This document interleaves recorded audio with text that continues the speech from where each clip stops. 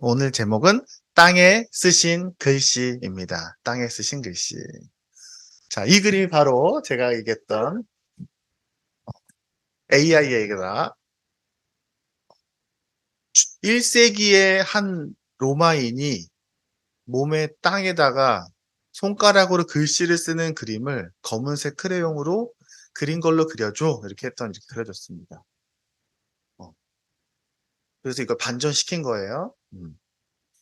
정말 그런가요? 네.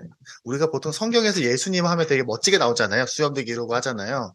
근데 실제로 아마 1세기 예수님은 지금의 이렇게 우리나라 그 중동에 이렇게 약간 머리 꼬불꼬불한 그런 아저씨 얼굴 둥글둥글하고 아마 인종적은 그랬을 겁니다. 이렇게 잘생긴 멋진 서양 사람 아닙니다. 참고로. 땅에 쓰신 글씨 오늘 이야기를 하려고 합니다. 여러분 혹시 일기 쓰세요? 일기 쓰시는 분 있나요? 우리 산이랑 우연이는 숙제 아직도 일기가 있나요? 이제는 일기 숙제 없나요? 유한은 일기 쓰는 것 같은데 가끔 보면 뭐 열심히. 저는 중고등학교 때 일기를 썼어요. 숙제가 아닌데도 저는 좋아서 일기를 썼습니다. 예, 예. 다행히 그 무슨 내용인지 기억이 안 나요. 아마 지금 와서 그때 내가 중고등학교 때 사춘기를 썼던 그 일기를 읽어보면 정말 손발이 오그라들 거예요. 어, 어. 다행히 기록도 남아있지 않습니다. 이사하면서 다 버렸을 것 같아요. 하지만 가끔 그때의 그 일기를 쓰던 나는 기억이 납니다.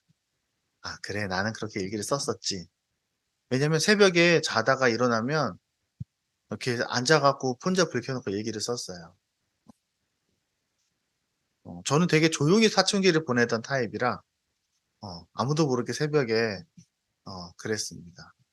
다들 사춘기 보낸 스타일은 다 다르잖아요. 저는 그렇게 보냈어요. 눈 오면 혼자서 막 동네 돌아다니고 막 그래서 새벽에 3시 일어나서. 근데 그때에 제가 그렇게 일기를 썼던 저가 기억은 안 나지만, 내용은 기억이 안 나지만, 일기를 쓰던 내 마음과 그때 내 모습은 생각이 나요. 새벽에. 지금은 다 LED지만, 그때는 그 쬐깐한 그 백열등 켜놓고 일기를 썼어요. 성경에도 내용이 무슨 내용인지 모르겠는데, 예수님이 글씨 쓰는 장면이 딱 하나 나옵니다. 어, 성경은 예수님이 쓰신 책이 아니잖아요? 물론 하나님의 영감을 쓰신 책이지만, 그래서 유일하게 예수님이 글씨 쓰는 장면이 하나 나옵니다. 근데 문제는 그 내용은 아무도 몰라요. 근데 사람들이 무슨 내용인지도 모르면서 예수님이 글씨 쓰시는 그 이 이야기를 읽으면서 감동하고 눈물을 흘리고 도전을 받습니다. 오늘은 그 이야기입니다. 요한복음 8장 7절인데요. 우리 한 절만 더 읽어볼까요? 어찌 읽으냐면은 7절 읽어보겠습니다. 7절. 시작. 그들이 묻기를 맞이 아니하는지라 이에 일어나 이르시되 너희 중에 죄 없는 자가 먼저 돌로 치라 하시고. 참고로 그 요한복음 말씀을 공부하다면 저 신학교에서 신학 공부하면 요한복음 어떻게 보통 이야기들이 구성되어 있냐면 겉에 이렇게 이야기 시작과 끝이 있어요. 그럼 중요한 이야기가 이렇게 안에 이렇게 샌드위치처럼 돼 있어. 그래서 요한복음을 공부하면 샌드위치처럼 이렇게 들어가면 들어갈수록 우리 샌드위치 양쪽에 빵이 있고 여기에 햄 하나씩 끼고 그다음에 치즈 하나 넣고 가운데에다가 뭐 햄을 넣거나 이런 식으로 해서 우리 햄버거를 만드는 것처럼 요한복음도 대부분 이야기 그렇게 돼 있습니다. 그래서 보면은 석인가와 바리새인들이 왔어. 석인과 바리새인들이 갔어. 예수님이 이야기를 했어. 글씨를 쓰셨어. 글씨를 쓰셨어. 가운데 있는 절이 바로 7절입니다. 전체 이런 얘기예요. 유대 율법 전문가들, 유대인 율법 전문가 예수님한테 왔어요. 이 사람들이 예수님 되게 싫어했어요. 왜냐면 예수님이 계속 새로운 이야기를 하시고 유대 율법에서 새롭게 해석하시면 사람들이 인기를 끌고 있으니까 싫었겠죠. 자기들의 그런 권위적이고 이런 모습들을 비판하시니까. 그래서 예수님 앞에 한 여인을 끌고 옵니다. 그리고 굉장히 곤란한 질문을 하려고 합니다. 예수님한테 이렇게 어떻게 대답해도 외통수인 그런 질문을 하려고 와서 예수님을 만났다가 그들이 부끄러워 집으로 돌아가는 그런 약간 사이다 같은 이야기입니다. 어, 그러면 예수님께서 여기서 글씨를 쓰셨다는 게 중요했다고 되어 있잖아요. 무슨 글 쓰셨는지 함께 보도록 하겠습니다. 먼저 3절부터 7절까지 제가 읽어보겠습니다. 서기관들과 바리새인들, 이게 당시 율법 지도자들입니다. 이들이 음행 중에 잡힌 여자를 끌고 와서 가운데 세웠다. 쉽게 말하면 지금으로 치면 불륜 현장에 잡힌 거예요. 그래서 예수님께 말하되, 선생님, 이 여자가 간음하는 중에 현장에 잡혔습니다. 모세는 율법에 이런 여자를 돌로 쳐서 죽이라고 써 있습니다. 써 있습니다, 성경에. 그래서 선생님 어떻게 하겠습니까? 예수님한테 이렇게 얘기한 거예요. 근데 그렇게 이야기한 이유가 정말 그들이 궁금해서, 정말 예수님의 가르침을 받고 싶어서 한 게 아니라 고발할 조건을 얻고자 예수님을 어쨌든 궁지에 몰고 싶어서 예수님을 시험한 겁니다. 그러니까 예수님이 그 듣고 말없이 갑자기 쭈그리더니 땅에다가 막 글씨를 막 쓰십니다. 손가락으로. 손가락 막 글씨 쓰다가, 그러니까 사람들이 뭐라고 생각했습니까? 아니 무슨 글씨를 쓰고 달립니까? 이 여자 어떻게 할 겁니다 하면서 계속 묻기를 계속했다. 묻기를 맞이 않았다. 그러니까 예수님이 딱 일어나서 이렇게 얘기하는 겁니다. 너희 중에 죄 없는 자가 먼저 돌로 치라. 원래 여기서 되게 웃긴 개그를 제가 준비했거든요. 근데 내가 유아한테 물어보니까 재미없다고 하더라고. 원래 여기서는 원래 여기서 재밌는 건 뭐냐면, 여기서 갑자기 뒤에서 그 사오정이 뛰어나오면서 스데반 죽어라! 그러면서 글로 던지는 게 원래 재밌는 개그인데, 사오정을 모르죠? 사오정은 말귀를 못 알아듣는 만화 캐릭터예요. 만화 캐릭터예요. 참고로 그렇습니다. 자, 그런데 자, 이게 무슨 내용이냐? 자, 서기관과 바리새인들이 예수님께 한 여인을 끌고 왔습니다. 그래서 물어보는 거죠. 율법에 이 여자 돌로 쳐 죽이라고 했는데 어떻게 할까요? 근데 자, 율법에 실제로 그런 말이 있으니까 예수님한테 이렇게 얘기한 거겠죠? 근데 이게 문제가 뭐냐? 문제가 좀 있습니다. 우선 이 이야기에. 첫 번째, 율법에도 그렇게 써 있어요. 가늠하다 붙잡히면은 돌로 쳐 죽이라고. 근데 남자와 여자가 같이 처벌받도록 되어 있습니다. 그렇겠죠. 그리고 아니면 여자가 원하지 않았는데 이런 상황이 벌어진 경우는 남자만 처벌받게 되어 있습니다. 그러니까 성경에는 여자만 처벌받는 경우는 없어요. 근데 지금 상황은 누굽니까? 여자만 데리고 끌고 온 거예요. 남자는 어디 갔을까요? 또 두 번째, 당시에는요, 실제로 율법대로 돌로 쳐 죽이는 시대는 아니었어요. 옛날에는 그렇게 했는지 모르겠지만 지금은 그럴 때도 아니라는 거죠. 왜냐하면 그때는 율법 중에 지킬 수 있는 게 있고 도저히 못 지키는 게 있었습니다. 유대인들 제일 대표적으로 안 지킨 율법이 뭐냐? 희년율법입니다. 희년율법 아십니까? 49년이 되면 지금까지 빚쟁이들한테 모두 빚을 다 탕감해주는 법주의예요. 그게 유대의 법입니다. 나중에 기회가 되면 희년에 대한 설교를 할 건데, 그게 이스라엘은 7년에 한 번씩 모든 땅을 쉬게 하고 7년이 7번이 되면은 49년이 되고 50년째가 될 때 모든 노예를 다 풀어주고 모든 빚을 다 탕감해주고, 그리고 모두가 다 자유로워져서 원래의 자리로 돌아가는 게 바로 희년율법입니다. 근데 이스라엘 백성 그거 지키지 않았어요. 왜? 현실적이지 않다는 거죠. 그러니까 사실 실제로 당시에도 그렇게 죄를 범했어도 유대 율법에 의해서 처리하는 것은 쉽지 않았어요. 왜? 그들은 로마법에 의해서 받고 있던 그 통치를 받고 있던 시대니까요. 그러니까 지금 이 사람들은 예수님한테 뭘 물어보기 위해서 온 게 아니라, 예수님 정말 곤란해요. 어떻게 하면 좋을까요? 이렇게 한 게 아니라 예수님을 궁지에 몰려고 한 겁니다. 그래서 성경에 뭐라고 써 있습니까? 고발할 조건을 얻기 위해서. 자, 만약에 예수님께서 원래 평소에서 하시는 대로 원래 사랑의 말씀을 많이 하셨으니까, 야, 얘들아, 그러면 안 되지. 야, 돌로 쳐 죽이면 되겠어? 라고 말씀하셨다면 어떻게 됐을까요?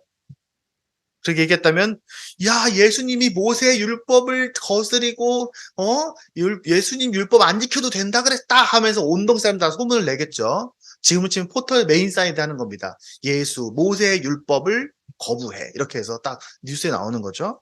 그러면은 신뢰를 잃는 것 뿐만 아니라 고발이 들어갈 수 있습니다. 신성모독으로. 모세의 율법을 비난했으니까. 근데 만약에 반대로, 아니, 그렇게 하면 되겠어. 당연히 모세의 율법을 따라서 돌로 쳐 죽여야지. 그럼 어떻게 됐겠습니까?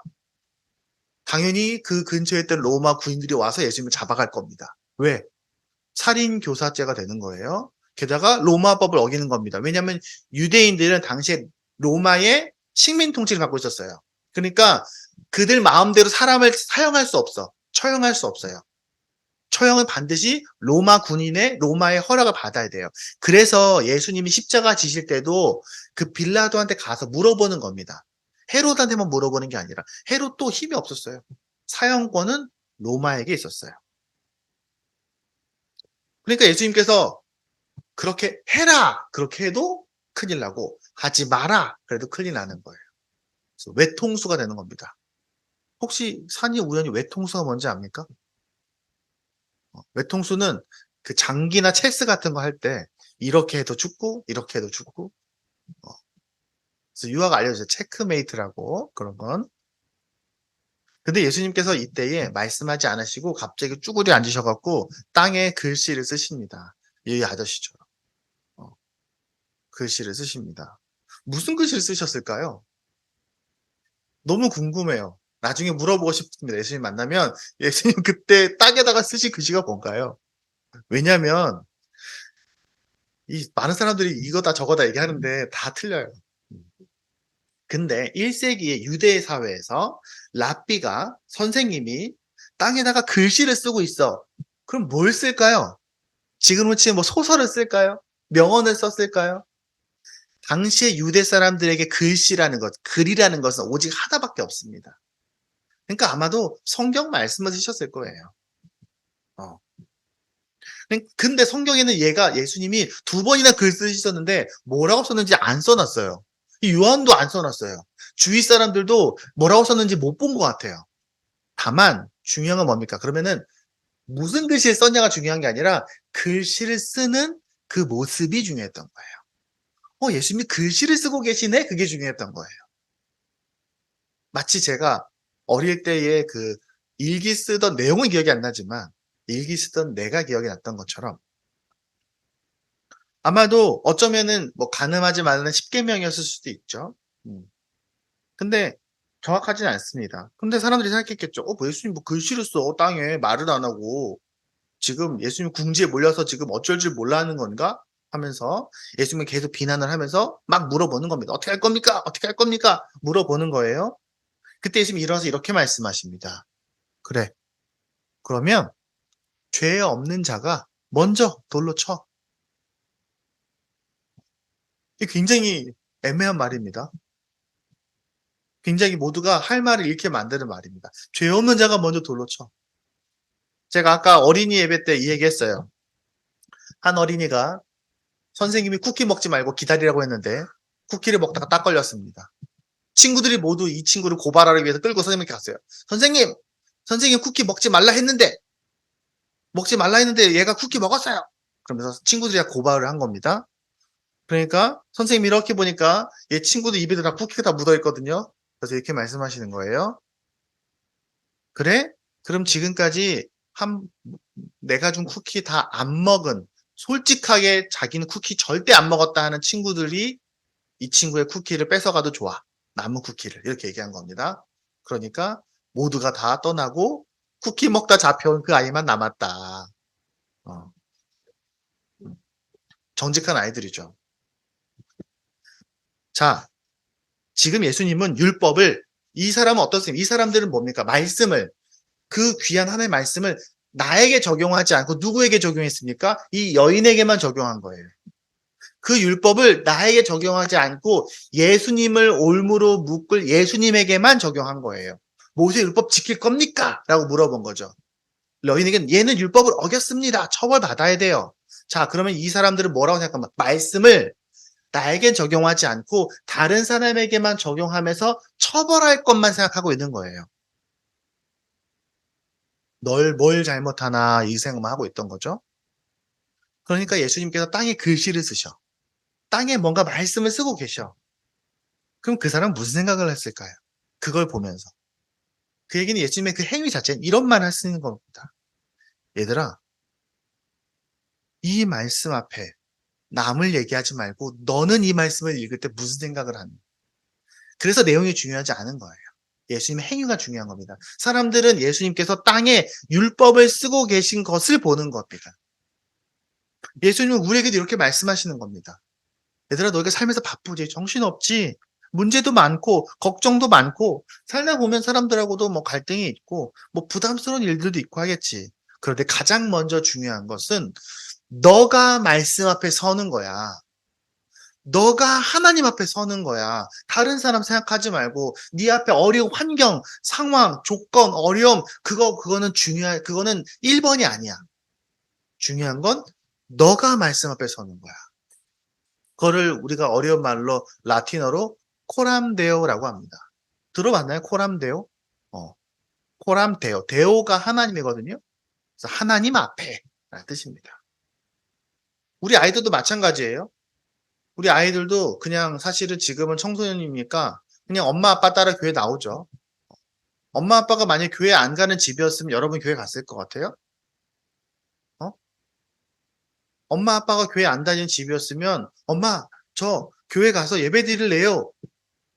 간식 안 먹어도 돼요. 그리고 교회 갔을까요? 어. 목사님이 초등학교 때 아빠한테 회초리 아침에 맞고 교회 온 애 하나 있었어요. 아직도 기억나요. 아빠가 교회 가는 걸 너무 싫어하는데 얘는 너무 가고 싶은 거야. 그래서 걔 매일 아침 아빠한테 회초리 맞고 그리고 교회 왔어요. 어, 기억이 모르죠. 너무 예전이라. 하지만 기억나요. 걔가 아침마다 그렇게 교회 오는데 열심히 했어요. 어, 그 아이의 마음이 어땠는지 저는 알지 못하죠. 근데 저는 교회를 안 가면은 아마도 회초리를 맞았을 겁니다. 누가 더 복됐을까요? 누가 더 복됐다고 말하기가 어려워요.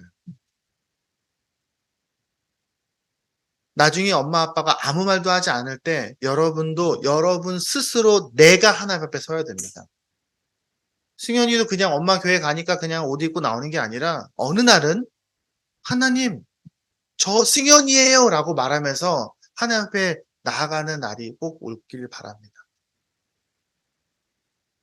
제일 중요한 건 뭐라고? 첫 번째 글씨가 우리에게 말했던 건 뭡니까? 얘들아 니네가 하나님 앞에 서야 돼. 너가. 그게 첫 번째입니다. 두 번째 글씨는 뭐였을까요? 제가 7, 8, 9절만 한 번 더 얘기했습니다. 7, 8, 9절만. 그들이 계속해서 얘기한 겁니다. 예수님한테. 묻기를 맞이하는지라 이에 일어나 여인 중에 죄 없는 자가 먼저 돌로 치라 이렇게 말씀하시고 다시 쭈그리고 앉으셔갖고 두 번째 글씨를 쓰십니다. 다시 몸을 굽혀 손가락으로 땅에 쓰시니 예수님이 두 번 쓰신 거예요. 그러니까 그들이 이 말씀을 듣고 양심의 가책을 느껴서 죄 없는 자가 돌로 치라 했으니까 가책을 느껴서 어른부터 시작해서 젊은 아이들까지 하나씩 하나씩 나가고 누구만 남습니까? 오직 예수와 잡혀온 그 여인만 남았다. 예수님은 그들에게 성경전을 쓰는 모습을 보여주시면서 이렇게 말하는 거예요. 얘들아, 그럼 너는 율법 앞에서 어떠니? 성경을 생각해봐. 라고 말씀하신 거예요.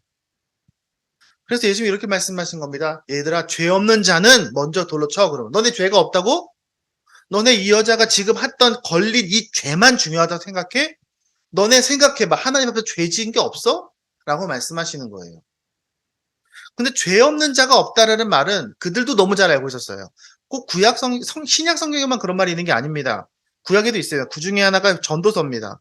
선을 행하고 전혀 죄를 범하지 아니하는 의인은 세상에 없다. 성경에 써 있습니다. 그런 말씀이 성경에 너무너무 많아요. 그리고 예수님께서 그 말하고 땅에 글씨를 쓰시는 거죠. 두 번째 글씨입니다. 이것도 무슨 내용인지 중요하지 않아요. 왜? 아무도 그 얘기를 하지 않거든요. 예수님이 뭐라고 썼는지는 중요하지 않습니다. 아마 성경을 쓰셨겠죠. 예수님이 글씨를 쓰는 행위가 중요한 거예요. 너희가 이 말씀 앞에서 어떻게 생각하느냐.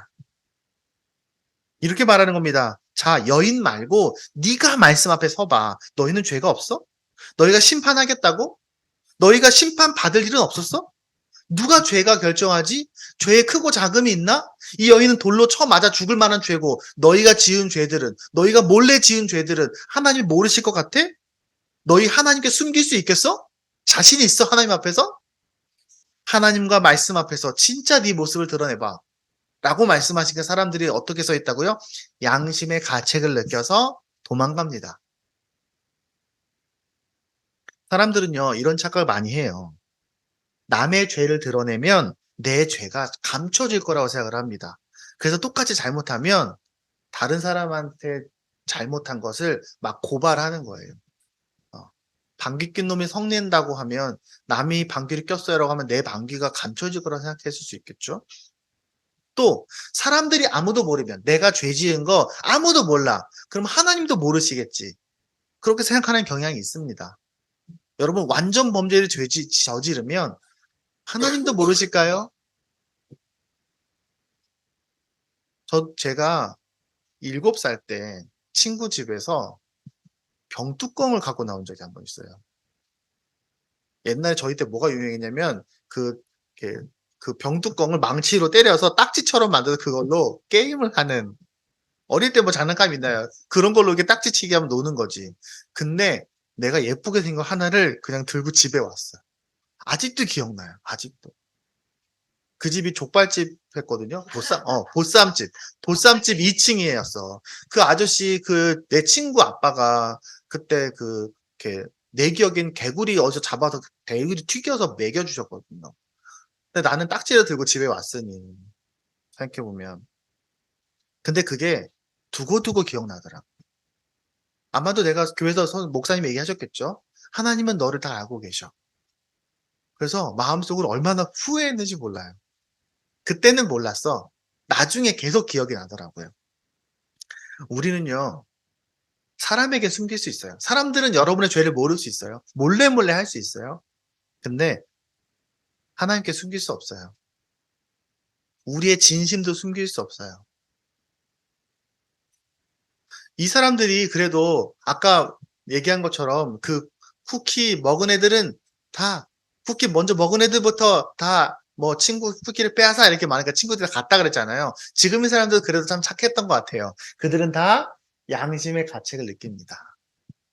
그들이 도저히 내가 이 여인에게 나는 죄가 없어 라고 말하고 돌을 던질 용기가 없었던 거예요. 다행히 어른들이 먼저 움직입니다. 어른들이 먼저 말씀에 두려움과 부끄러움을 느끼고 집으로 갑니다. 그리고 그걸 보고 젊은 사람들도 하나씩 하나씩 돌아갑니다. 예수님은 우리에게도 이렇게 말씀하시는 거예요. 우리는 항상 하나님 앞에 서 있어. 하나님께 숨길 수 없어. 언제나 말씀을 너 자신에게 적용을 먼저 해야 돼.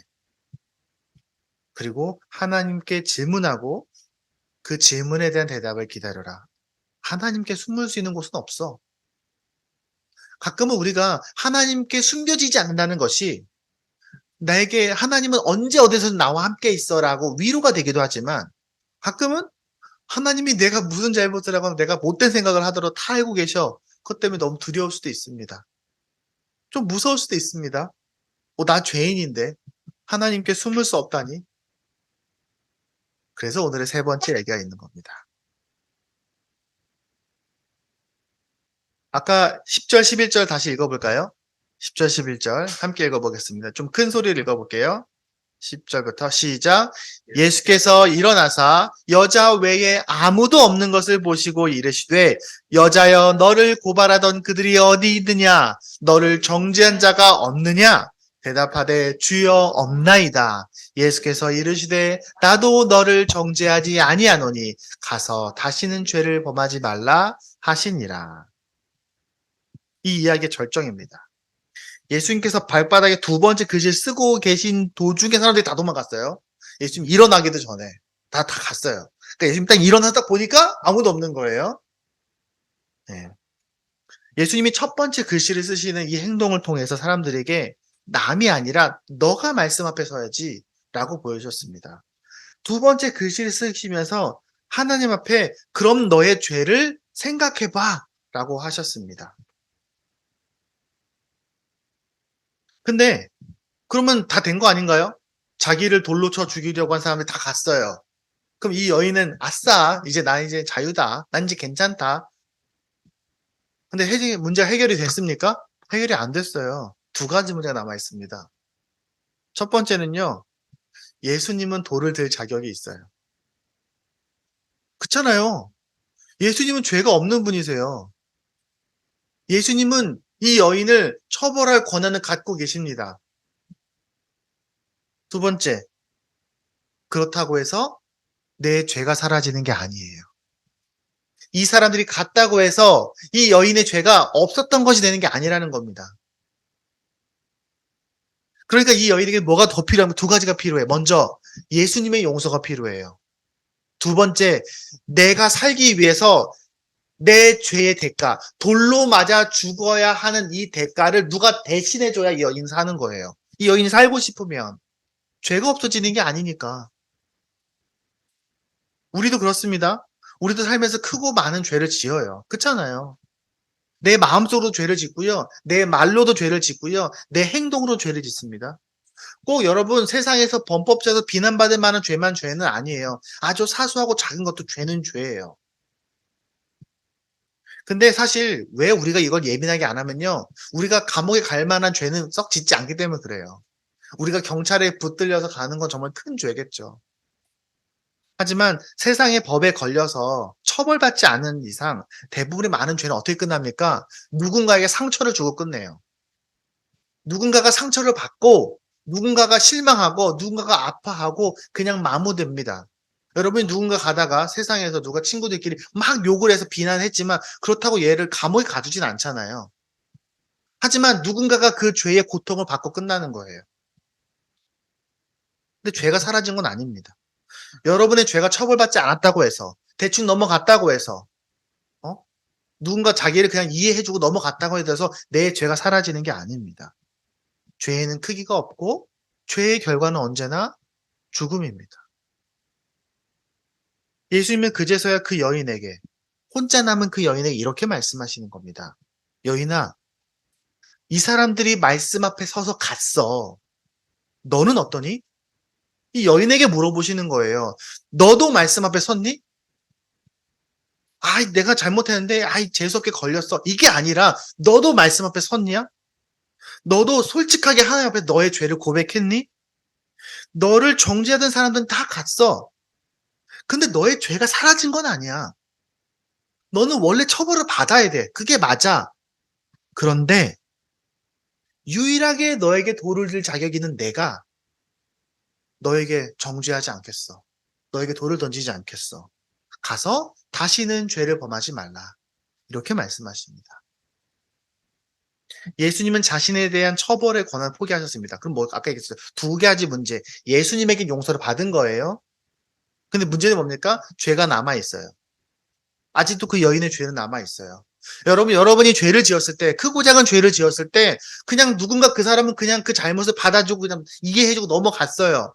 처벌하지 않았어요. 하지만 그렇다고 해서 여러분의 죄가 사라지는 게 아닙니다. 여러분이 여러분의 가족들에게, 친구들에게 지었던 죄가 없어지는 건 아니에요.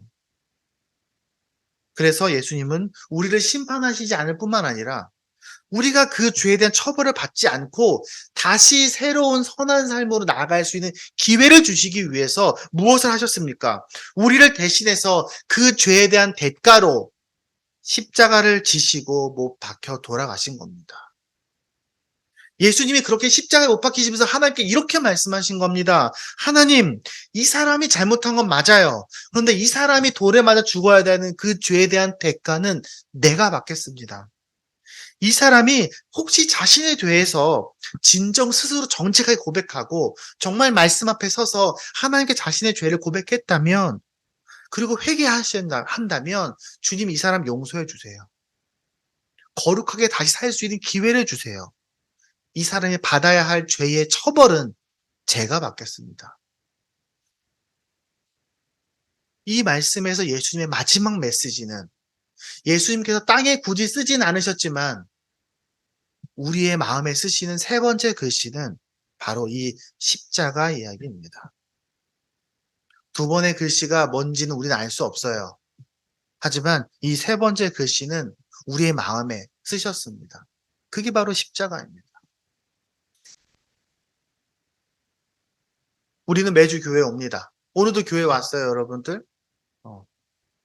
맨날 항상 오는 예배니까 너무 자연스러울 수도 있지만 잘 생각해 보면 우리는 언제나 부족한 모습으로 교회에 옵니다. 죄된 모습으로 옵니다. 상처 입은 모습으로 오고요. 문제가 많은 모습으로 옵니다. 지치고 상처 입고 더러워지고 아픈 영혼이 교회에 온다고요. 하나님이 더 잘 아세요. 그리고 주님은 우리를 말씀 앞에 세우십니다. 오늘도 그랬죠?